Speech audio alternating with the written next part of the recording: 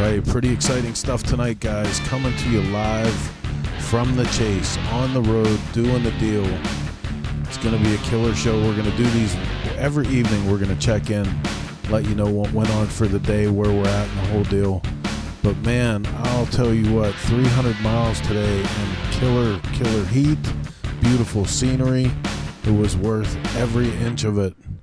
We're going live in just 2.5 minutes. Stick around.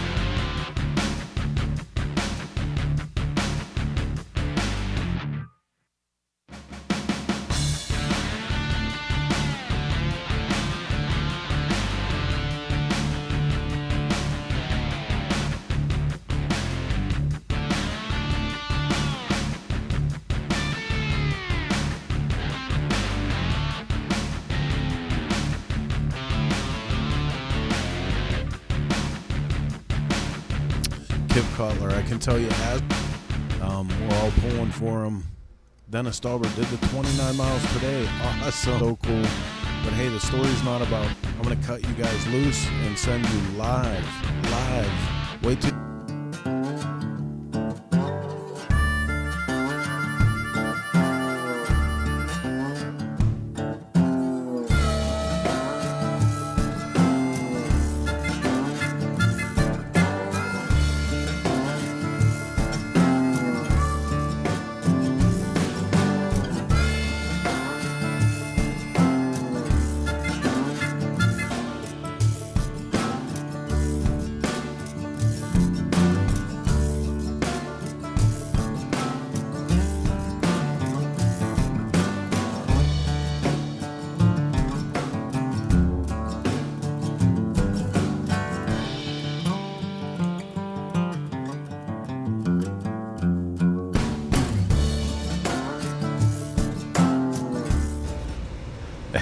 Hey everybody, what is happening? As you can see from some of our latest posts, we made a 294 mile trek today from Cape Girardeau, Missouri, all the way to here, right on this mighty lake right back behind us, Branson, Missouri. Hey, today was awesome. We'll get a little bit more into that here in a few minutes. I am Jason Sims. I am your host for tonight. I'm going to give you a live recap of what is happening on the cross-country chase. We have a lot of great information for you. We'll be interviewing some riders and some staff, and just bringing you some great content throughout the week. So, hey, let's start off with what happened yesterday. So, yesterday we had the first official launch of the 2021 chase.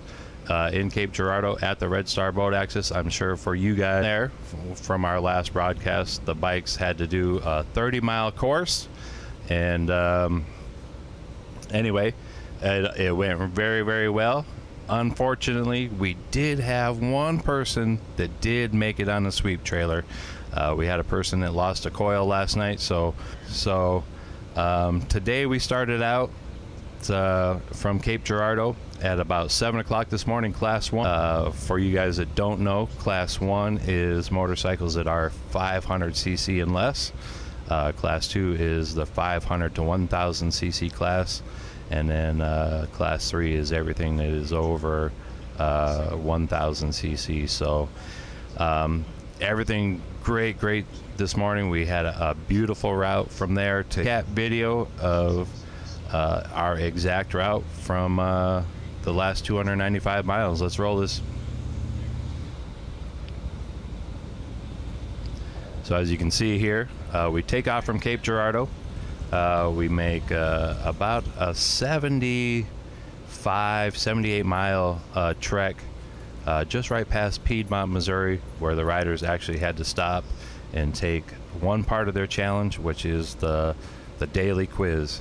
The quiz today consisted of 12 questions, 6 of them being early American history and 6 of them being geographical of what happened over the last few days as riders were coming to Cape Girardeau. So as you can see, we are in some of the greatest 2-lane back roads of America.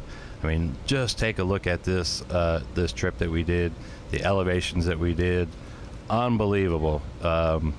And really today was, in my opinion, probably was unbelievable. We had a lot of rookies that were very, very nervous at first, and they did great. Ended up having 5 motorcycles on the sweep trailer, which isn't bad. I mean, considering exactly everything that everybody was going through, the terrain that we were going through, the extreme heat. I think all in all we did pretty well. I think from what I've seen with the trailer coming in, I think everybody might be. Let me bring in one of my first guests here, a first-time rider to the cross-country chase. He's also been a very, very long supporter of the event, of both the chase and the Cannonball. I'm joined today by Greg Allen. Greg, how's it going today? Actually, it's going really well, Jason. Is it? Yep. So tell everybody out there exactly what you're riding this week. Well, I'm riding a 1932 BMW. Mm-hmm. It's a single-cylinder, 200 cc's. Okay. Wide open, is rated at 6 horsepower. Oh, wow. Kicking 6 horsepower. Kicking 6 horsepower. So tell us, first time competing on this, what's your thoughts? I couldn't be more excited. Yeah? I've been involved with the Cannonball and the chase from a sponsorship standpoint, and all along I've wanted to be a competitor. Oh, yeah? And it finally came together. Kelly Maudlin from Twisted Oz Museum sold me a wonderful, complete running bike. It's just needed a little bit of love. And so it's coming together. I'm learning on the big hills to get as much of a running start as I can.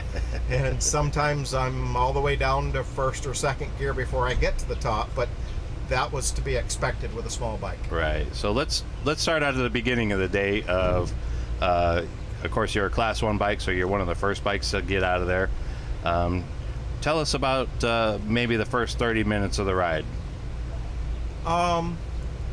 First 30 minutes is kind of just taking it really easy, giving the bike lots of time to get warmed up and settled in, so that the piston clearance is a little bit loose, and so it takes about that 20-30 miles before it's fully up to temperature and kind of quiets down and settles in, and then part of it is seeing if there's another rider that you can ride with who's going to run about the same speed, right, up hills and down hills.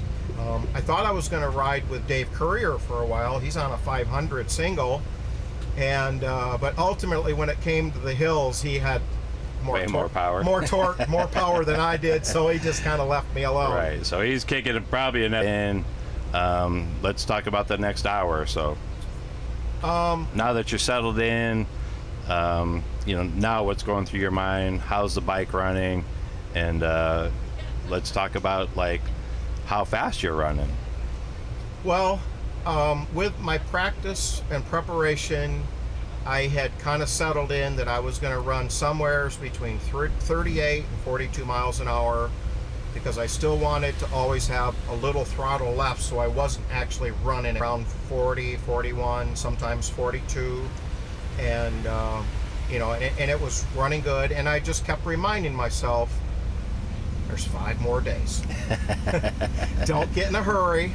So you've been pretty disciplined so far. I have, as much as I've wanted to. You especially when take my time. Right. Stick to the plan I had, which was keep the bike alive. Right. So how about the terrain? Is what we went through today exactly what you expected? Yes, from other cannonballs and chases that Mr. Clausen does, the route master. Mm-hmm. He always seems to find us beautiful roads that are uphill and down, and the switchbacks are fun. Right. And coming from Michigan, the one thing that isn't here is potholes.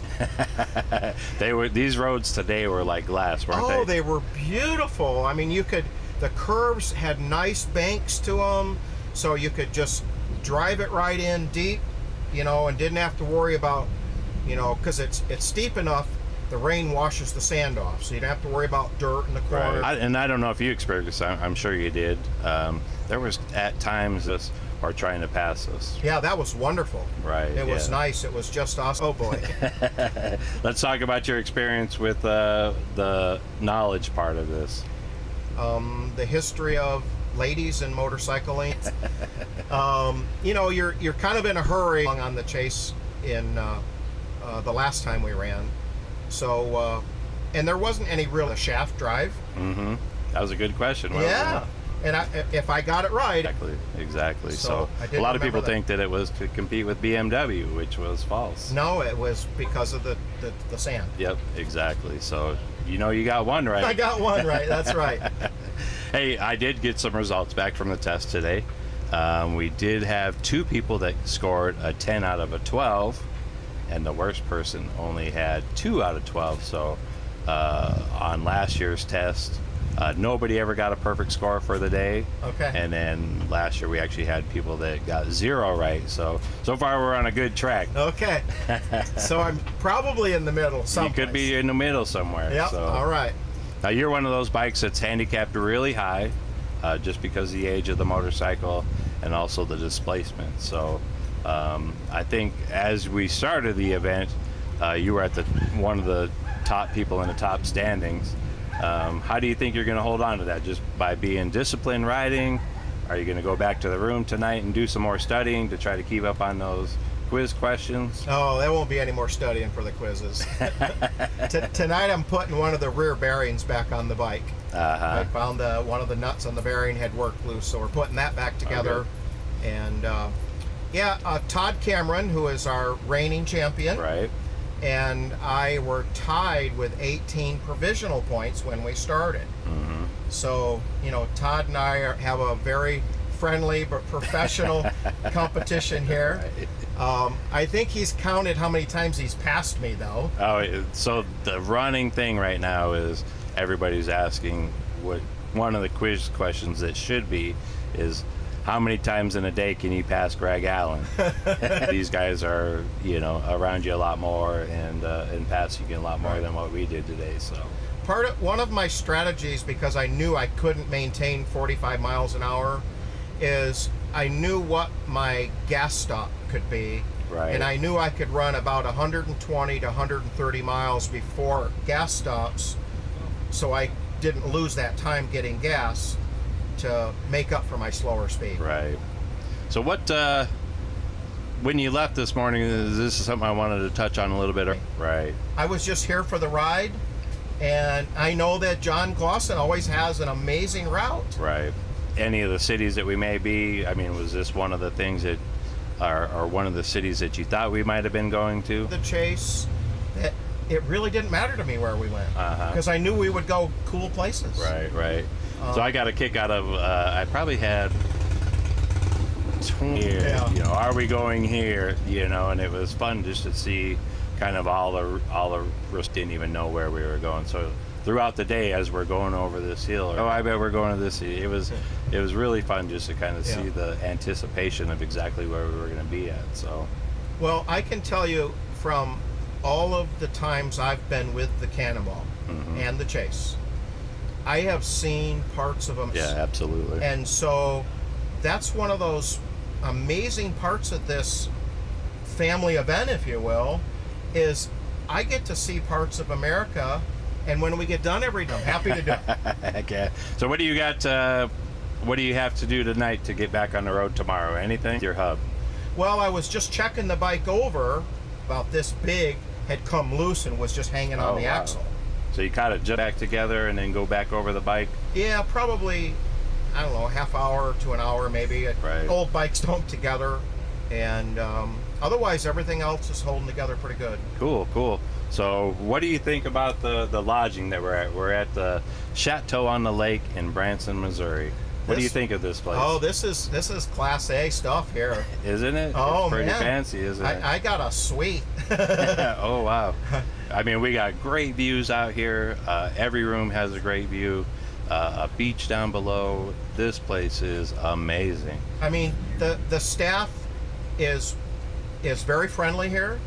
The staff and the hotel has a nice reminder for us, Right. that their deck is friendly and cheerful, and they're doing the best they can. They and so, sure are. They so sure we are. need to remind all of our friends that are here, just be patient with everyone, because they're all Exactly. doing the best they can. Are wondering, like, hey, I kind of know what I paid for lodging throughout this trip, and they're wondering, did I spend the budget on this place all here? And Your text didn't say anything about bringing a bedroll or sleeping bag. no, but so- you should always be prepared. You never know what I'm going to throw at you. That's so right. That's right. that could be something that comes in the future. So Or if you pull up the for joining me tonight. Yeah. Good luck getting your bike back together. Good luck tomorrow, and Great. hopefully we'll see you at the finish line tomorrow. I'm very proud to be a part of this All organization. right, we'll see you later. Thank you. See All you right, later. Thanks.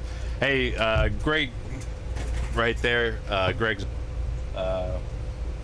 one of our staff members here now that has been on the ride. I want to check in with her. She's been throughout the crowd of riders all day long, and I just want to check in with her. So we're joined here by Vicki Sanfilippo. She is our health and wellness person on this ride. She does an amazing job for us. We've had her for the last 4 or 5 events now. 5 now. 5 events. Everything staying hydrated. She does it all, and Have she you ever brings had great morale. Have you ever had a family of like 80 boys? 80 boys. And I'm the mama. You know? Basically are. You are. I think a lot of people see you that way. So, I mean, your job is to, like I said, keep us on track. You know, instill in us that we. That I did this. They were afraid to talk to me. The guys were like afraid of me stopping. Right. They actually thought I was gonna, tell them they had to go to the hospital. They wanted to know how much I was gonna charge for doing it. Right. Like they had no clue what I was there for. So, And now they get upset that you don't talk to them. Yeah, it's kind of like, oh, well, you could have stopped and held your umbrella over me while I was working on my bike. Right. Their bikes and just go. And, everybody was enjoying the sweeping curves. And the impression I got at the end of the day was, wow, this is really cool. And when we pulled into the hotel, like, you really knocked it out of the park. They didn't know what to expect. But, Right.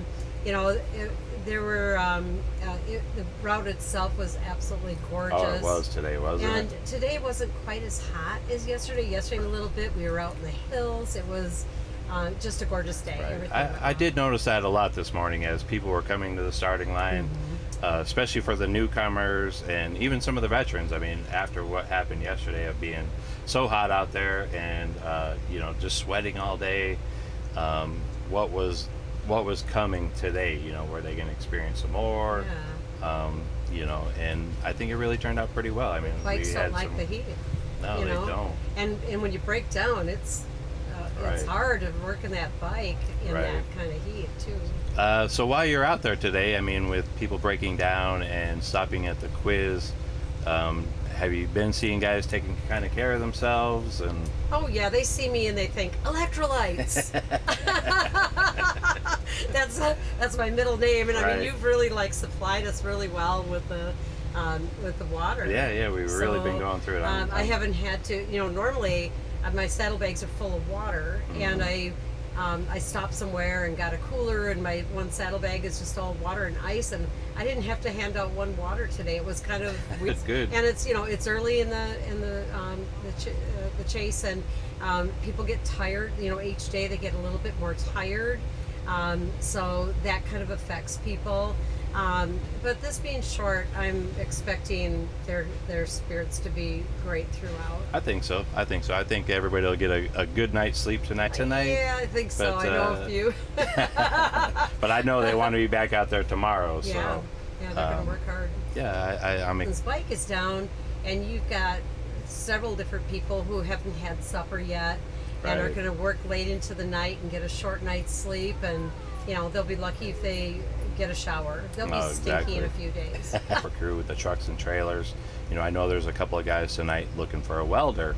So, yeah. they need to go out there, and, part of the challenge is them going out there and trying to find local resources if they can to Yeah. get them back on the road in the morning. So, Yeah. So all of that in day one. I know. Hey, so for the people out there watching, or if there's any riders up there watching while they're eating, or they're up in their room, or they watch this later, Don't. It's about endurance. I mean, that's one of the things you have written there. It's about their endurance. Right. So they focus so much on the motorcycle and keeping that motorcycle going that sometimes they forget about taking care of themselves, the basic things that they need to do so that they can endure the heat. I mean, it's not going to get any cooler. This is going to be a hot week every day. And when people think hydration, they're just always like pounding water, and they cool air here and there. So I would say just as much as you want to just race to the next location and get to the end spot so you can check into your hotel, take some of that time so you can not push yourself to the breaking point. Exactly. That's a great tip for everybody out there. I mean, even the general public that's joining us tonight. Tell me a little Band-Aid box that Barry Wardlaw gave me. Oh, really? An antique Band-Aid box. Oh, no kidding. What, Yes. like one of the actual tin ones? Yes, tin ones. Yes, I think it's got a little Snoopy or something on it, but it might have been before Snoopy. Uh-huh. So, he said it was antique because he had it when he was a kid. Oh, no. Yeah. He's If got anybody that can do motor- it, he can definitely do it. He's got the motor torn apart in the parking lot. Already, huh? He's got the heads off. He's working on the valves. Oh, and, wow. Yeah. If anybody can do it, he can. He can do it. The race is on. Yeah, I bet. Okay. All right. Thanks, Vicki. All right. So, broadcast update. In just a few minutes, you'll be able to see a great show tonight coming right from here, coast to coast, with Chris Simmons and Michael Lichter. They have one of the chase riders, and rooting on for your favorite chaser. Make sure that you guys are commenting on all the posts out there, and we'll catch up with you guys tomorrow morning with Chris Simmons. She'll be recorded. Thanks for tuning in.